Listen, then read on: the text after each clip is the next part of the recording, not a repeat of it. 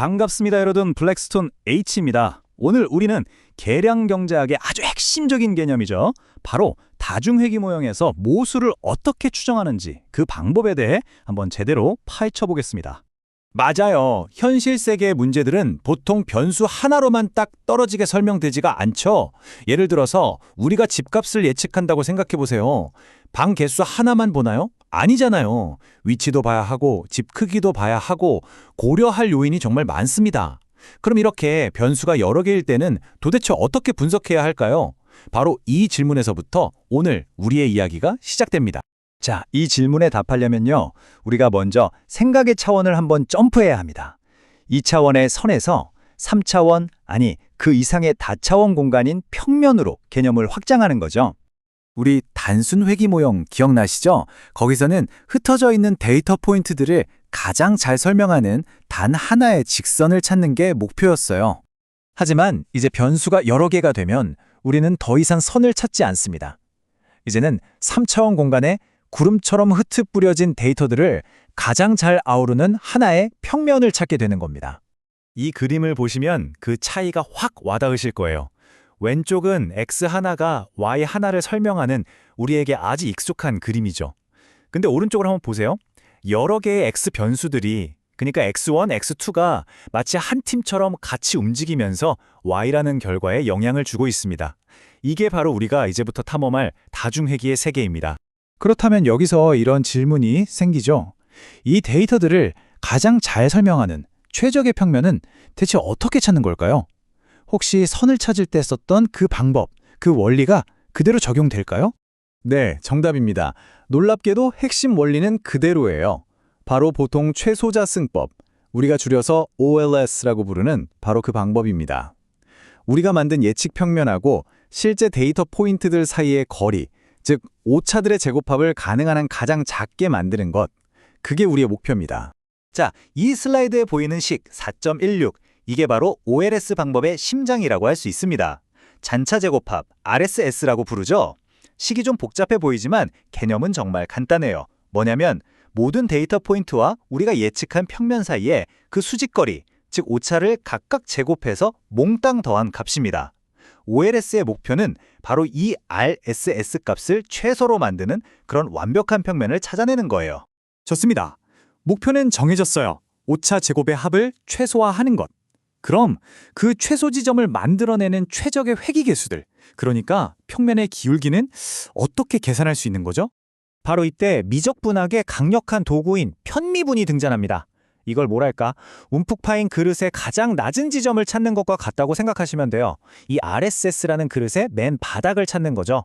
물론 이 모든 수학적 유도 과정을 우리가 다 알 필요는 없어요. 중요한 건 이 과정을 통해 우리가 뭘 얻게 되느냐 하는 겁니다. 그리고 그 결과가 바로 이 공식들입니다. OLS 추정량 공식이죠. 이 공식들을 통해서 우리는 마침내 각 변수가 결과에 얼마나 영향을 미치는지 그 구체적인 기울기 값을 손에 넣을 수 있게 되는 겁니다. 아마 이쯤 되면 이런 생각이 드실 거예요. 아니 교수님, 이렇게 복잡해 보이는 공식을 설마 다 외워야 하나요? 정답은 전혀 그럴 필요 없다입니다. 진짜 중요한 건 공식을 외우는 게 아니라 그 뒤에 숨어있는 직관을 이해하는 거예요. OLS는요, 마치 여러 실이 복잡하게 얽혀 있을 때 딱 우리가 관심 있는 실 하나만 쏙 뽑아내는 것처럼 다른 변수들의 영향을 싹 통제한 상태에서 한 변수만의 순수한 영향력을 아주 깔끔하게 분리해내줍니다. 그리고 정말 감사하게도 이 모든 귀찮은 계산은 컴퓨터가, 우리 통계 프로그램이 눈 깜짝할 사이에 다 해주죠. 자, 이렇게 컴퓨터가 계산해준 OLS 추정치가 왜 그렇게 특별할까요? 다른 방법도 많을 텐데 왜 하필 OLS가 계량 분석의 표준처럼 쓰이는 걸까요? 그건 OLS가 아주 특별한 좋은 성질을 가졌기 때문입니다. 특정 조건만 만족되면요, OLS는 편향되지 않으면서도 가장 정밀한 추정치를 우리에게 줍니다. 여기서 정밀하다는 건 무슨 뜻이냐면요, 우리가 데이터를 바꿔서 여러 번 분석을 반복하더라도 그 결과가 여기저기 흩어지지 않고 실제 정답 주변에 가장 안정적으로 모여든다는 뜻이에요. 관역의 정중앙을 가장 꾸준하게 맞히는 그런 명사수 같은 거죠. 이 놀라운 성질을 우리는 아주 멋진 약자로 부릅니다. 바로 BLU이죠. Best, 즉 가장 정밀하고, 리니어, 선형 관계를 가정하고, unbiased, 평균적으로는 정답을 맞히고, estimator, 추정량이라는 뜻입니다. 이 BLU라는 특성 덕분에 OLS가 계량경제학의 믿음직한 일꾼으로 불리는 겁니다. 자, 이제 우리는 각 변수의 영향력을 가장 정밀하게 추정하는 법을 알았어요.